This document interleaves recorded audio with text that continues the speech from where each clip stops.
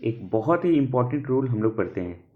One of, each of, either of, any of, neither of, none of, everyone of के बाद आने वाली noun हमेशा प्लूरल रहेगा। नाउन या प्रोनाउन जो भी आएगा इन वर्ड्स के बाद हमेशा प्लूरल रहेगा, और वर्ब इसके लिए, इस सेंटेंस में, इस नाउन के लिए हमेशा सिंगुलर होगा।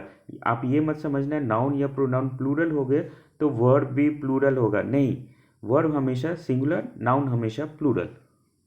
चलिए इस रूल को हम एग्जाम्पल के थ्रू समझते हैं, उसके बाद कुछ प्रैक्टिस करते हैं।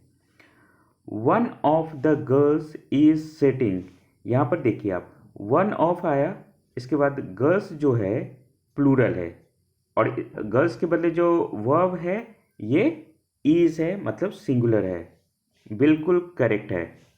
One of the dogs, one of the के बाद क्या है, डॉग्स, और इसके बाद जो वर्ब आया ये सिंगुलर रहेगा, ये भी बिल्कुल सही है। प्रैक्टिस करने के लिए आपके सामने मैंने कुछ क्वेश्चंस लिखा है। One of the method has followed due to lack of fund, यहाँ पर आपको समझना है वन ऑफ द मेथड जो है ग्रुप ऑफ वर्ड्स, इसके बदले इम्प्रूवमेंट होगा या नहीं। तो वन ऑफ जैसे ही आप देखो उसके बाद जो वर्ब होगा या नाउन होगा या प्रोनाउन होगा वो हमेशा प्लूरल होगा। यहाँ पर तो प्लूरल नहीं है, तो plural one of the methods, option A सही होगा। दूसरा और तीसरा एग्जाम्पल के थ्रू समझते हैं तो ये रूल आपको बिल्कुल कंठस्थ याद हो जाएगा।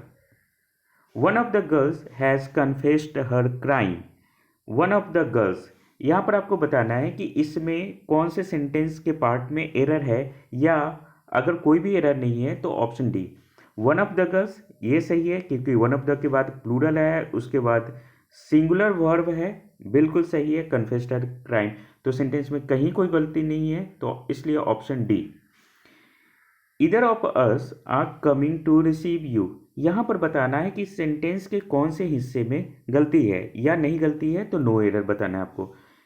Either of us, either of के बाद अस है जो कि प्लूरल है, बिल्कुल सही है। यहाँ पर देखो आप आर आ गया, ये सिंगुलर है तो यहीं पर गलती हो गया, तो आर कमिंग ऑप्शन बी सही है। यहाँ पर बताना है कि इस वाले पार्ट में गलती है। इसी तरह के और भी वीडियोस के लिए, बिल्कुल बेसिक से समझने के लिए हमारे चैनल को ज़रूर सब्सक्राइब करें।